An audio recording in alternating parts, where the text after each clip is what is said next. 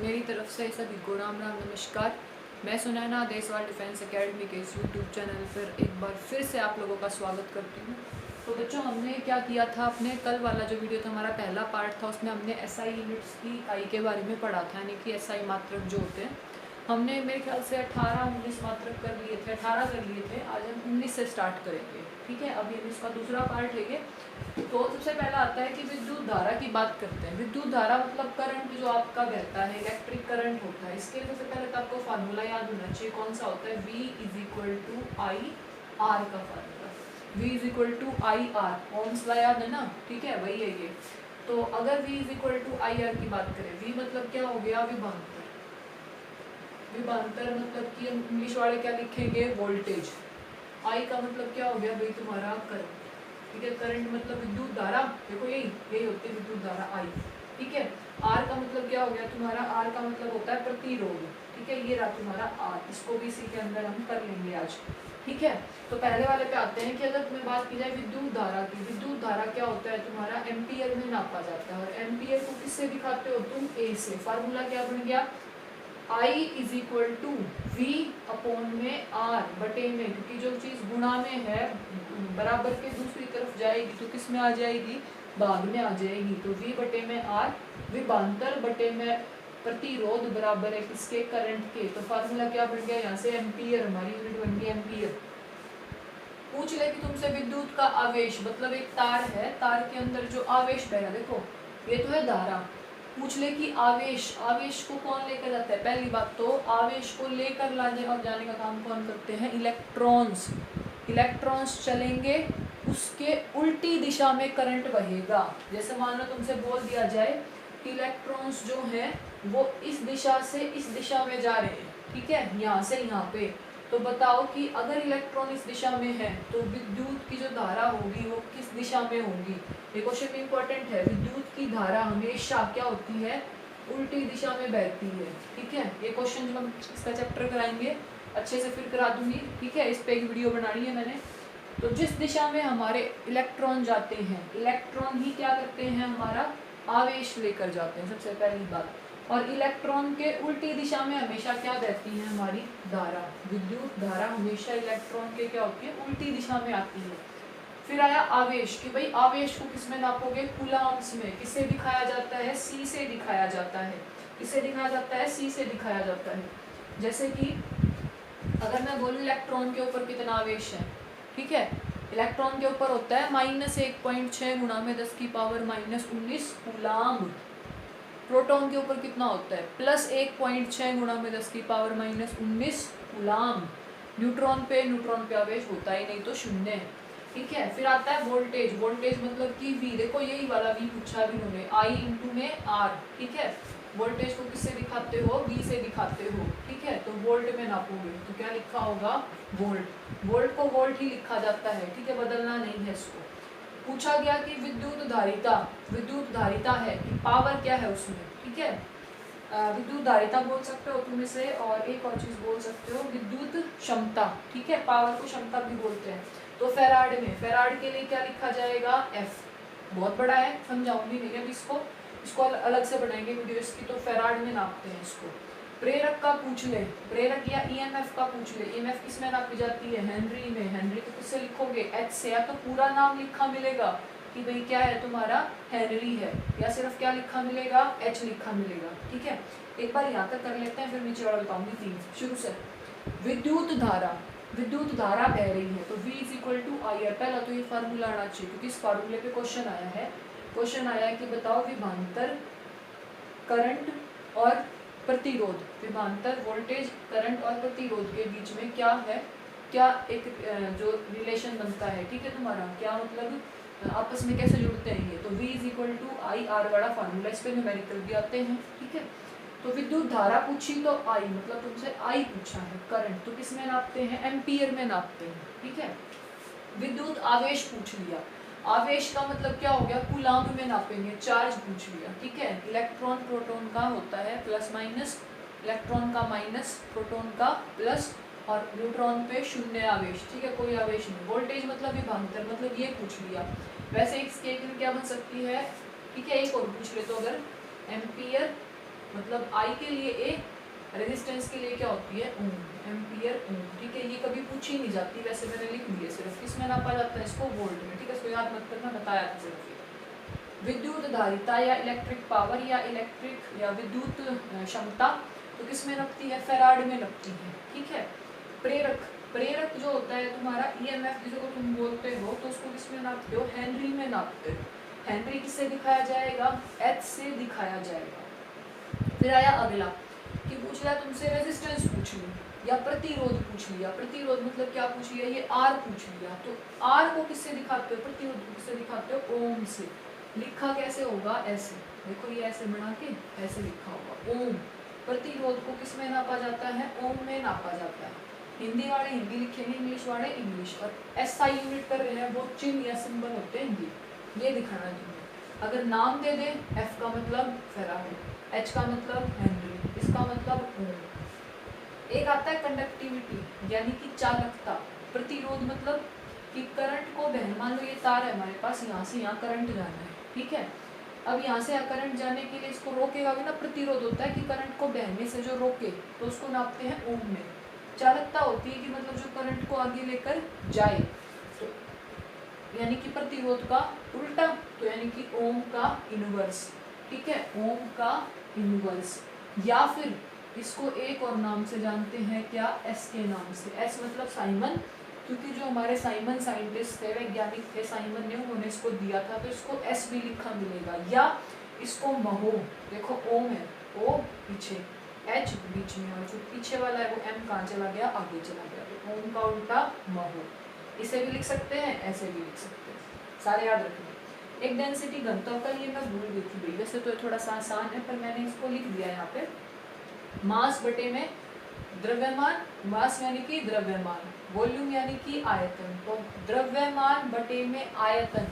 द्रव्यमान को किस में नापा जाता है, किलोग्राम में, और आयतन को किस में, मीटर, घन मीटर में। घन मीटर मतलब यानी कि मीटर क्यूब में, ठीक है, किलोग्राम पर मीटर क्यूब। अगर क्या पूछी है, एसआई पूछी है। अगर एसआई ना पूछी हो तो कई बार इसको ग्राम पर सेंटीमीटर क्यूब में भी लिख देता है, ये बात ध्यान रख लेना। अगर एसआई वर्ड लिखा है तो किलोग्राम पर मीटर क्यूब ही आंसर होगा। अगर एसआई इकाई ना लिख के वैसे लिख दिया तो ये 20 की इकाई होती है, देखो, क्योंकि किलोग्राम को जब छोटे उसमें नापते हैं तो क्या बन जाता है, ग्राम, और मीटर क्या होता है, 1 मीटर में 100 सेंटीमीटर, मतलब उससे छोटा है ये भी, तो किलोग्राम पर सेंटीमीटर क्यूब या ग्राम पर घन सेंटीमीटर, ठीक है। ये तुम कर लोगे। अब मैं इसको मिटा रही हूँ तुमने, ठीक है, मैं रोक देती हूँ वीडियो ताकि मैं अगली बार लिखूँ तो तुम्हारा टाइम वेस्ट ना हो, ठीक है।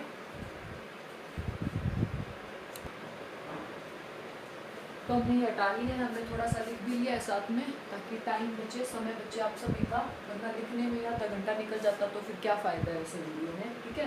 तो हमने 26 कर ली थी भाई, 26 के बाद हमारी आती है अगली, हमने लास्ट क्या की थी भाई, हमारी रेजिस्टेंस के लिए और प्रतिरोध के लिए, चालकता के लिए, ठीक है, तो साइमन भी बोलते हैं उसको। फिर ध्वनि तीव्रता, अब देखो ध्वनि तीव्रता को नापते हो, लाइट इंटेंसिटी को नापते हो, तो किस में नापते हो, ठीक है, किस में नापी जाती है, वो डेसिबल में। डेसिबल को कैसे लिखा मिलेगा, डीबी से।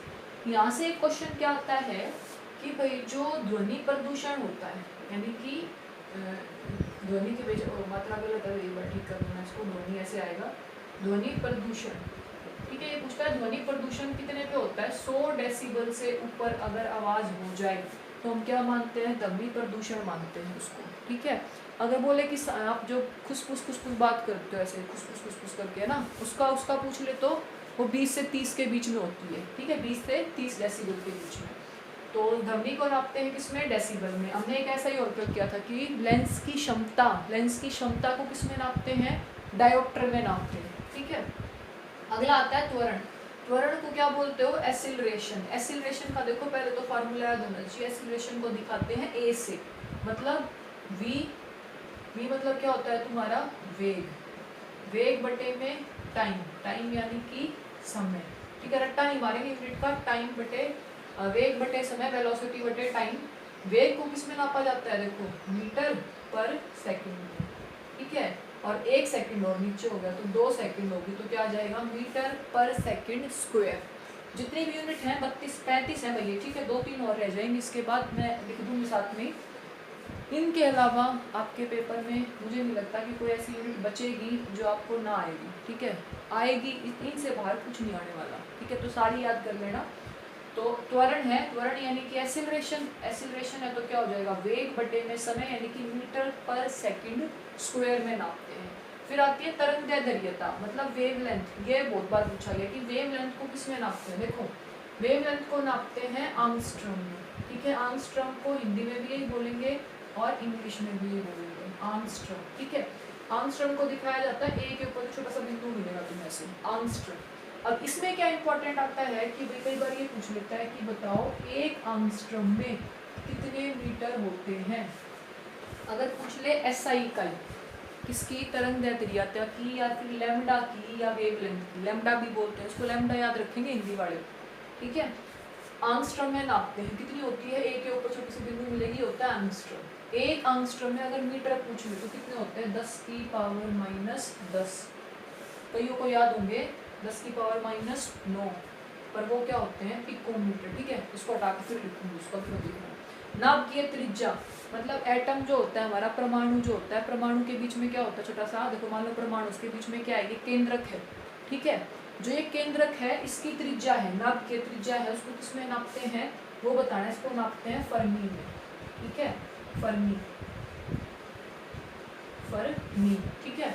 कितना, अगर कोई पूछ ले इसको किससे लिखा मिलेगा, ठीक है, फर्मी का फर्मी लिखा होता है कि भाई एक फर्मी में, ठीक है, अगर मैंने एफ लिख दिया ना तो फेराड बन जाएगा, ठीक है, एफ मत लिखाना, एफ का मतलब फेराड, फर्मी को फर्मी लिखा मिलेगा कि एक फर्मी में कितने मीटर होते हैं, ये और पूछा जाता है कई बार। तो कितने होते हैं, एक फर्मी में होते हैं 10⁻⁻15, कितने होते हैं 10⁻⁻15 मीटर।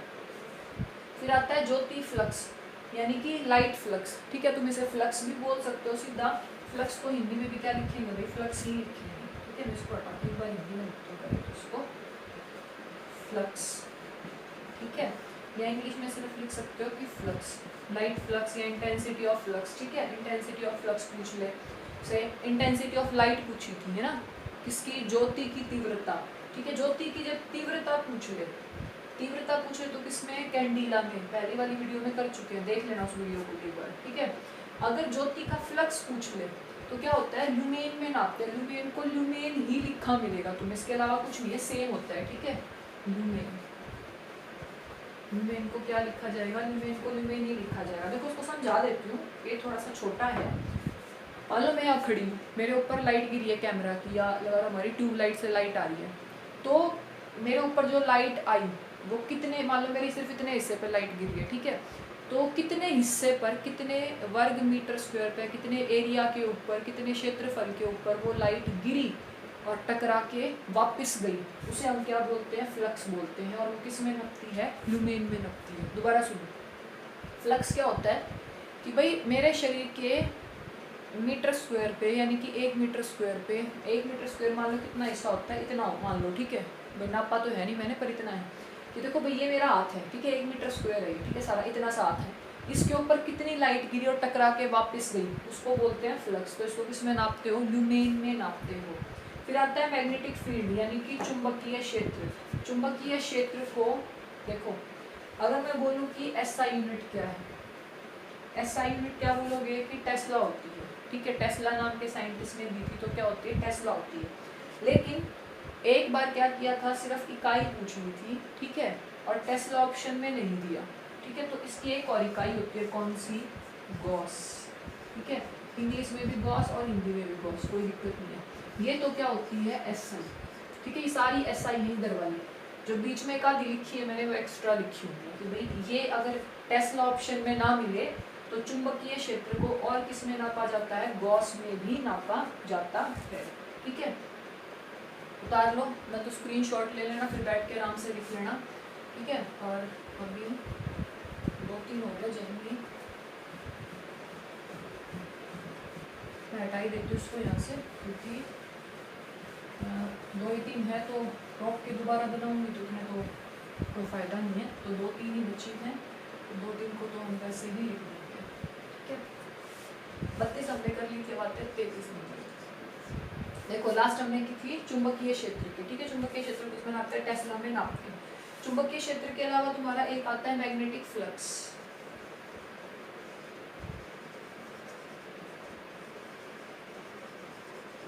ठीक है। मैग्नेटिक क्या है तुम्हारा, फ्लक्स है, ठीक है। ये हमने वैसे भी पहले भी कर ली थी। ज्योति फ्लक्स, अगर ज्योति फ्लक्स बोली है, इंटेंसिटी फ्लक्स बोली है तो ल्यूमेन लिखा था हमने, ठीक है, जो हमारी 31वें नंबर की थी। लेकिन अगर मैग्नेटिक फ्लक्स बोलते हैं, यानी कि चुंबकीय फ्लक्स, स्पेलिंग हिंदी में थोड़ी सी ठीक कर लेना अपनी, ठीक है। चुंबकीय फ्लक्स, अगर वो बोल दे कि चुंबकीय फ्लक्स के बारे में पूछा जाए तो उसकी यूनिट क्या होगी, तो उसकी यूनिट होगी वेबर, ठीक है, वेबर।